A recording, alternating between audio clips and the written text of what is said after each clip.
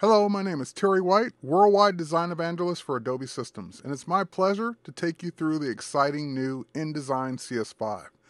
We're going to get started in an area that InDesign CS5 now excels at, and that is the ability to engage your clients with documents and presentations that are now interactive. So let's see how we can add some interactivity to this InDesign document. The purpose of this particular document was to be a print insert into the larger magazine that we have yet to work on. However, the publisher also decided to take it interactive as well on the web. And we're going to do that right within InDesign with the tools we already know how to use. So the first thing I want to do is I have this grouping of the live text here that I want to fly in from the top. And in order to do that, I'm going to switch over to my Interactivity workspace. So I have an interactive workspace that I can switch to, and it's got all the panels and controls that I'm going to need. So I'll switch over to the new animation control panel, and from here I'm going to just simply choose a preset. These are the same presets inside of Flash Professional. So I'll say fly in from top. Two things happen. I get a little preview letting me know exactly what that means, fly in from top, and more importantly, on the object itself, I get a motion path that I can edit, and it shows me which direction that's going to come in from.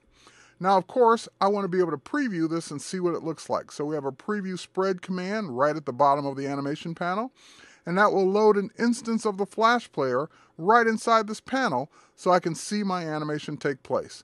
I can see my rollovers, I can see my looping animation, I can hear my sounds, but what happened to my live text? I don't see it. Everything else came in, everything else is working. Oh, there it is. Well, why did it take so long? Let's see how InDesign's animations work. Let's go to the timing panel, and basically in the timing panel, it shows me every animation I've done on this particular spread. They all happen on load, but they happen in sequential order. So that live headline that we created came in last because it was the last thing we did. So let's move it up in the stacking order, just like we do on our layers. We'll move it all the way to the top. And I don't want it to just, even though it's going to be the first thing to play, still don't want everything to play one after another. For example, I want the flies that are looping around the compost. I want those to happen together. I don't want it to, one to loop and then the second one to loop. Let's have them all loop together, and we'll just go ahead and simply select them and say play together. Now everything is set. I'll hit preview again. And my live animation will come in first. Everything else is happening in order, and all my flies are playing together, even as I hover over them and getting the sound. So that's exactly what I wanted. Now the next thing we'll do is we'll go ahead and create a slideshow. We'll create the interactive slideshow for the customer to be able to walk through all the images. So we'll go ahead and choose all those images. We'll switch over to my align panel, and I'll align them to their lefts and align them to their tops. So now they're all perfectly stacked on top of each other, and I'm going to create a new object state. This object state says treat all 5 of these images as one thing. So now it's a multi-state object. I'll rename it just like you should rename your layers. I'll rename it buildings, and that way I can refer to it later as a object that I can choose, and I'll know which one is which. Now, let's go ahead and wire these buttons up to control this multi-state object. So I have a left button, and we'll go to our buttons panel, and we'll simply say, on release, create go to the next state, or previous state in this case. So we're going to go to the previous state of the buildings object. So again, if I had more than one object, naming it is important to do. Now we'll go to the next button and do the same thing, but in this case, we'll say go to the next state of the multi-state buildings object. So now we're ready to go. We can again hit preview, and this will allow us to preview this and see exactly what we're going to get. Not only do we get our animations, but we can also test our slideshow and walk through the images, clicking the buttons, going through all the states. So very cool to be able to do this all in InDesign without having to write a single line of code. Now let's go ahead and jump over to our last spread here. And on our last spread, actually not the last spread, we're going to go back one. There we go. We're going to go to this particular spread, and we're going to work with a Flash video file that's already been placed. Now this Flash video file was placed just like you place any other image. So that's the beauty of working with video now, is you can place any of these interactive elements directly inside of InDesign. So I'm going to go ahead and hit the media panel, and the media panel even lets me preview the video. So I can click, I can scrub through, I can go to any particular frame I'm looking for. Once I get to a frame that I like, I can actually make that frame the poster frame for the movie that users will see. So we'll just go ahead and choose poster from current frame. That makes that the visual for the movie. And then we'll go ahead and choose a skin control a skin controller that people will be able to hover over and actually play the movie. So we'll say show that on rollover. So again, we're ready to go. We'll go back to the preview panel. We'll preview this. It will preview the current spread so it knows to switch to this one. And we'll go ahead and click, and we have our movie controls completely working with the rollover. So that's great that we were able to do all of this. Now, what's the handoff? Well, we can go up to the File menu, and we can do a couple of things. We can go ahead and choose Export. And if you're a print designer or a traditional designer and you don't really work with anyone or know anyone that knows Flash, then you can actually go straight to a SWF or SWF format that will be ready to put on your website. So we'll create a new folder out on the desktop for this, and we will say that this is going to be for SWF, or it is a SWF that's going on the website. So now that we've got that, we'll just go ahead and save it. It brings up all the right defaults, everything we need. The only thing we're going to do is turn off the interactive page curl because we have our own navigation bar. And of course, we want to see this when it's done, so we say View SWF after exporting. So this will go ahead and export it out. And once it's done, it will actually load it up in the browser so I can test all the interactivity directly inside of my web browser. So it's cool. I get my rollovers, I get my looping animation. I can go to my live spread that we created. I can go ahead and flip through my slideshow. I get my rollouts. I get everything that was in there. And guess what? I feel so empowered because I didn't have to write a single line of code to do this. This was all done 100% inside of InDesign. Now let's switch back over to InDesign and let's talk about one more way of exporting this. Let's say you do work with someone that knows Flash, or you yourself know Flash. Well, one of the things we can do is we can hand this off for Flash. So we can say, let's make a for Flash folder, Flash Professional. And now we'll go ahead and export this as an FLA file, a flaw file, project file that can be opened directly inside of Flash. So we can keep all the elements, including the new Flash text engine. So we'll go ahead and export this out. This will create a Flash compatible file, and we'll go ahead and start launching Flash there, get that going in the background so it'll be ready to go. And next we'll just go out to the desktop where we exported that. And there's my 4 Flash Pro. We'll go ahead and double click on it to open it. We're still opening Flash here in the background. It's about ready, and here comes Flash. And here comes our document. There we go. So our document's opening up, the exact document we created from InDesign. All my animations are there, everything's there. I can go to any particular spread and even work with the text.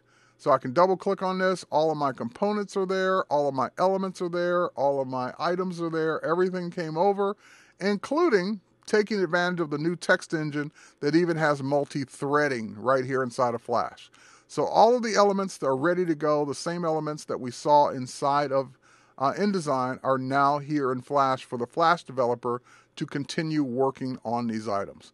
So very cool to be able to do this and work with all of this directly inside of InDesign and going out to either SWF or Flash Professional. Okay, so now let's switch gears. Let's work on the bigger document and talk about all the productivity enhancements for traditional InDesign users. I'm going to switch over to Bridge for a moment. And in Bridge, I'm going to show off a couple things here. I've got this magazine layout here. This is the winter issue of the magazine. We'll just click on it.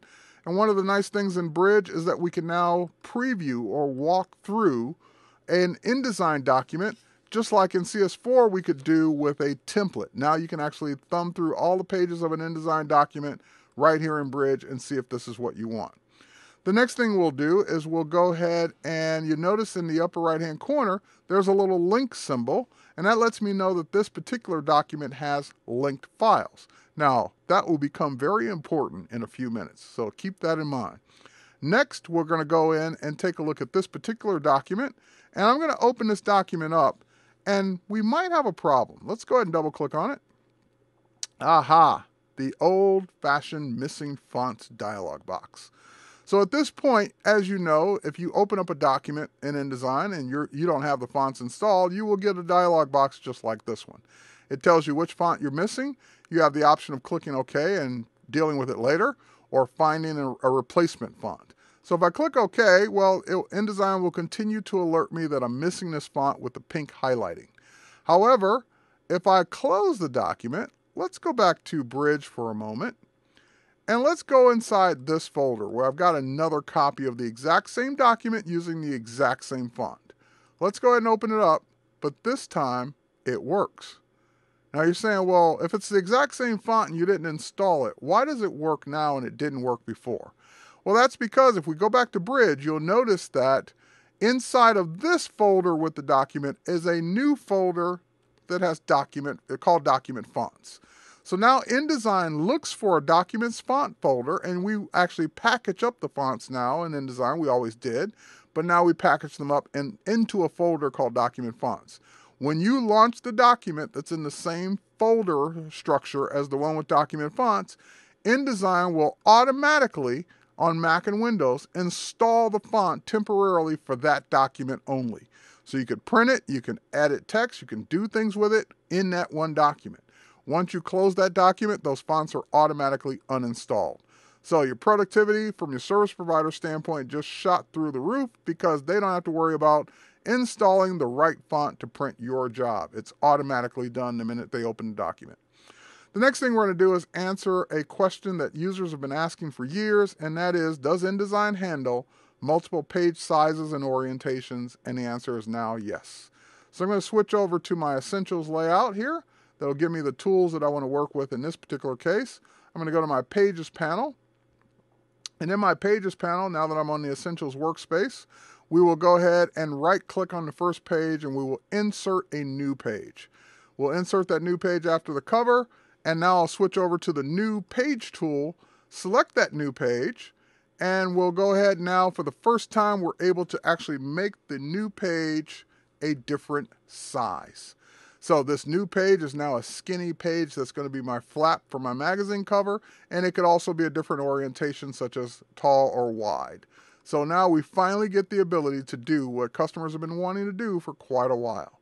So now that we've got that, let's go to the new Layers panel, and inside this new Layers panel we can now select, and this Layers panel is totally revamped, it looks like Illustrator, and it allows me to show and hide multiple or different objects on the same layer. So now I'm no longer restricted to hiding all of the layer or showing all of the layer. I can do it on individual objects. So I'm going to go ahead and do a shift selection here.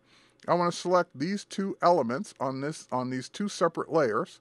And now that I've got them selected, we'll select them that way. Now that we got them selected, we're going to go ahead and expand them out onto the new page. So we'll go ahead and go all the way out to the bleed there, and we're good to go. So now we got our new elements onto our new flap, and the next thing we're going to do is we're going to go in and work with this group of elements. Now InDesign now shows you a group by showing you the individual or this dotted border, which is yellow and or white and orange. And now if you double click, you can actually drill down into a group without having to ungroup. And if you click out of it, you're now back to the group again. So what does this allow me to do? Well, I have this one object that I want to put in that group. That group was the masthead group. And now right inside my Layers panel, I can just simply drag it into the group. When I deselect, it is now part of the group. So it's just as easy as dragging things in and out of a group to group them now. I will go in and double click on this and I will extend it out. So I just drill down into that group and I'm able to work with that individual object without having to ungroup first. The next thing we'll do is we'll move our cover models up above the bars. So now they're above that bar but still below this new flap for the text that's for that particular flap. So now we're going to go ahead and show our text threads here, or frame edges I should say. And now with our frame edges, we can not only see that that flap content is locked, but now we get a visual indicator on the layout that that is also locked. You can now unlock something just by simply clicking the lock on the actual item. And of course, Command L or Control L on Windows will allow you to relock it. So great that we're able to do these things and work directly inside of the layout to do a lot more than we ever could before. And the new layers and grouping is awesome. So now we're going to go ahead and jump to a different spread here. We're going to go ahead and jump to spread 14. And we'll zoom out so we can see the entire spread. We'll put our layers panel away for a moment, and we're going to go to our mini bridge. Just like in Photoshop, we have the ability now to go to mini bridge directly inside of InDesign. Now, in this case, I need to place something on this page, but the items I need to place are they're linked to another document. I don't know where they actually are. So remember in Bridge, and I said pay attention to that little link symbol that we come back to it? Well, now we're coming back to it. That link symbol means that this document has linked photos, or linked images, or linked content.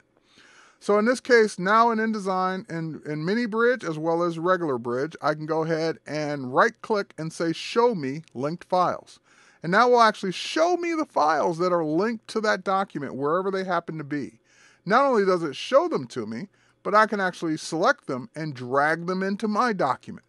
So InDesign is allowing me to place the content from one document into another without having to open up the document and find out where those files actually exist.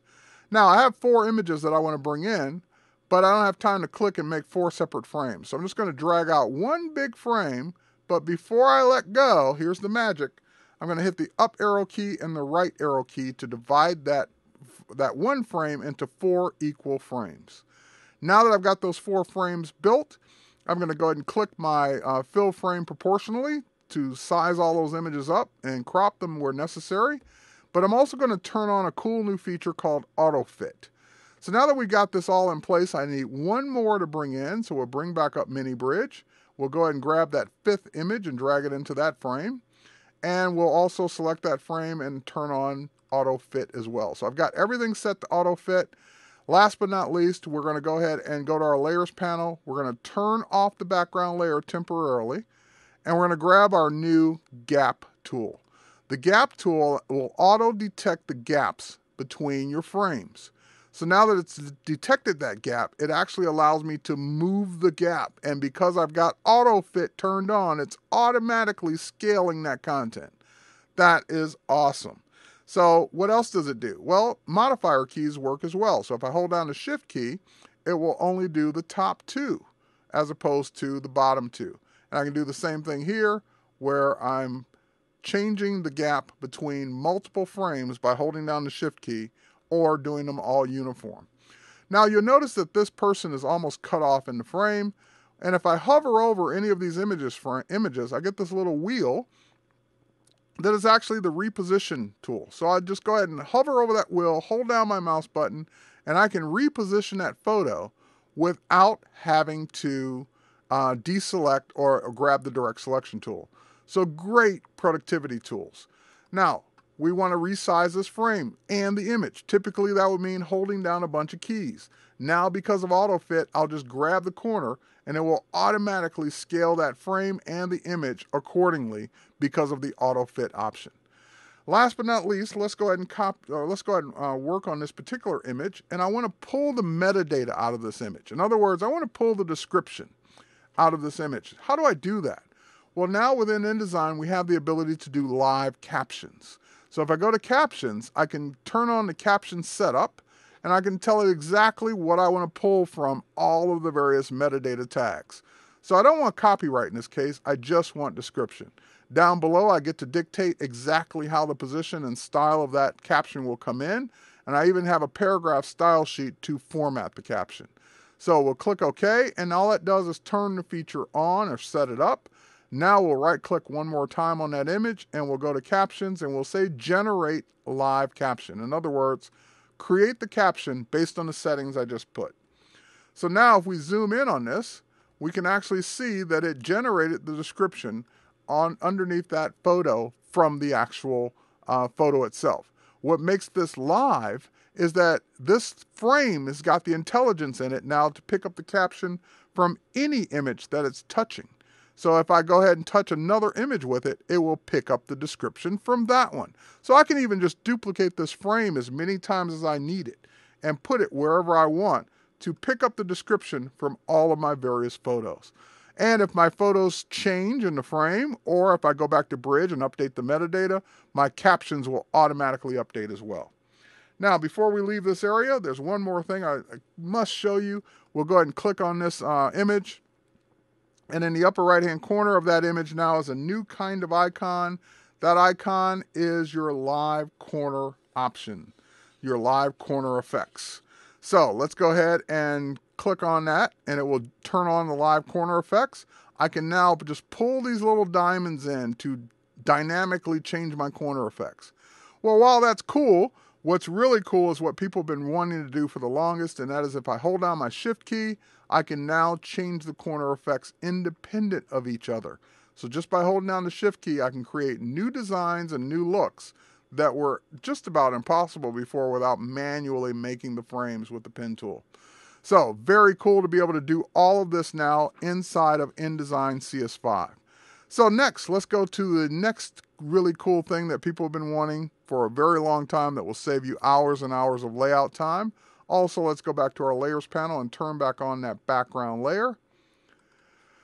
So we've got our background layer turned on, and the next thing we're going to do is we have a text problem here. This is a typical problem where we got this big headline and it doesn't look right. It would really look better if it was split across or spanning two columns. So we're going to just go ahead and highlight that headline, and now we have split and span controls. So I can just simply say span that across two columns, and it will automatically do the right thing and balance everything out. I don't have to create a third new frame for that headline. It takes care of it for me. Awesome to be able to do this. Now let's go ahead and switch over to page 12. On page 12, we have another problem here of formatting that we need to take care of. So we're going to do a couple of things here. We're going to go ahead, first of all, and click into this first column. I've decided now this should be a 3-column layout. The next thing I want to do is I want to take this headline and I want to actually span it across 2 columns. Great. Okay, but here we got this bulleted text, and I got enough room over here that if it could actually be 2 columns, but there's really no way to do 2 columns within a column. Except what I can now do is highlight this text, and I can now say that I want to split that into 2 columns, and it will automatically balance everything out. Awesome. As a matter of fact, that also lets me turn on a different layer that I've got on the background here for the blue box behind that text, and now it fits perfectly. So the next thing we want to do is we want to go ahead and zoom in. We're going to double click on the word local here. And while we're zoomed in on that word local, we're going to go to our brand new track changes. With track changes, we can actually track the changes that are made to your text in your document. So I can turn it on for this story. Now that it's turned on, I can actually go in and make a change. Let's say we want to change that from local to global. And now that we've made that change, let's say we come back tomorrow and we want to know what's been changed in this document by the editors that worked on it last night. Well, if I bring up this in Story Editor, I'll hit Command Y, it will show me all the changes that were made, and more importantly, it will show me who made them and when they made them and what they did. So I can actually click on my change. It says that Terry White made this change, and it shows me when I made it. And I'm ready to go. Now, of course, at this point, what do I want to do? Do I want to accept it, reject it, or whatever? So I have all of those commands here, as well as being able to right-click on it and choose the same thing. So if I reject it, it will put it back to the way it was. If I accept it, it will make it permanent. And of course, I can reject individual pieces. So there were really 2 changes made here. First, we deleted the word local, and then we added the word global. So I can reject or accept both of those or any one of those. So track changes will be a welcome addition for people that are in smaller work groups that don't necessarily have the power of InCopy. All right, so next, let's go ahead and take a look at one of the other productivity features, and that is because InDesign is now multi-threaded, that means that it can support background operations. So if we do an export of this, for example, to PDF, let's go ahead and choose PDF as our format here. We'll make it a print PDF. and we'll say that we want to put this into a new folder called PDF. All right, so now we'll go ahead and export this out, and the minute I click Save or Export on this, it will throw that process to the background. And I don't even have to have that panel up, but now I can keep working. I can go make changes, go do other things, add pages, work on other documents, while it's taking the time to export out that entire spread. And when it's done, it will just disappear out of the background task dialog box or panel, but the actual work will be done. So it's done, and I didn't have to wait for it to get done in order to keep working. Now I've got this spread kind of ready to go, but I need some approvals on some of the things I've done, especially the text changes I've made. So we'll open up our CS Review panel. We'll go ahead and create a new review based on this spread. We'll go ahead and save this out. And we'll call this the CS Review version of it. And now it will ask me, how do I want to handle this? Do I want to export the current spread, all the pages? What quality do I want? So it will take a snapshot of this spread and upload it to acrobat.com to your CS Review area. Once it's uploaded, you will then be able to go look at it in your browser directly inside of CS Review. So it'll take a few more seconds to upload that. Looks like it's just about done here, and we will now pop over. And by the way, I could actually either click the link or have it show it to me upon export. But now we'll pop over to, actually I will click the link because I don't have the page up anymore. So that will take us over to the browser, log us into acrobat.com, and that will take us to our review. And before we go to the review, actually, I'm going to go back a step, log into acrobat.com, and I want to show you where the reviews exist. They exist in your workspace. They exist where all your other acrobat.com content exists. There's the review. I can click on it. At this point, the actual spread will load, and now I will have the ability to go in and share this review with my colleagues. So there's the review, and it looks kind of bad. It's like, I wouldn't be able to read that. Well, you can zoom in on it. That's right. You can zoom in on it directly inside of InDesign. Or, I'm sorry, inside the browser. So it's taking advantage and leveraging our Flash technology. We can go ahead and share this out to individuals, whether they have the Creative Suite or not. So we'll share this out with Mike Wallen.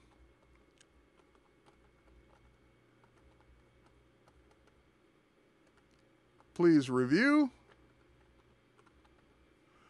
And we make him a co-author. That means he'll be able to edit or add parts to this, or we could just make him a simple reviewer and all he'd be able to do is add comments.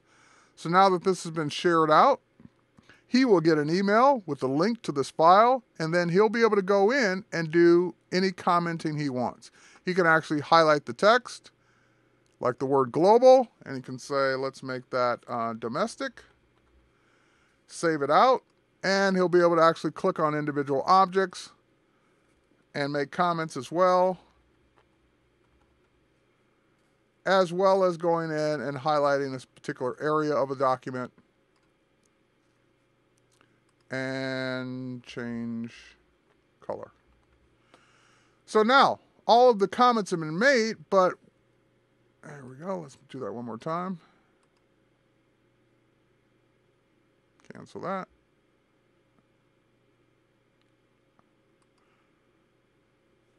Here, we'll do it this way, change color. All right, so now that all of the comments have been made, what happens? It looks like I made it twice. What happens in InDesign? Let's go ahead and switch back. And inside of InDesign, InDesign has been keeping track of it. And not just InDesign, but Photoshop, Illustrator, and InDesign in the CS Review panel are keeping track of all of your reviews. So it shows my 4 comments. It allows me to go in and click on an area to see what that comment, where that comment exists. I can actually show that comment in the layout, and there it is. And I can actually go ahead and navigate to it if it were on a different page. I can also reply back to it. I can say that, you know what, it's a corporate mandate. So I saved my reply back. If we were to go back to the browser and look at acrobat.com, we'll see that wherever that comment was, there we go, that there is one reply to it.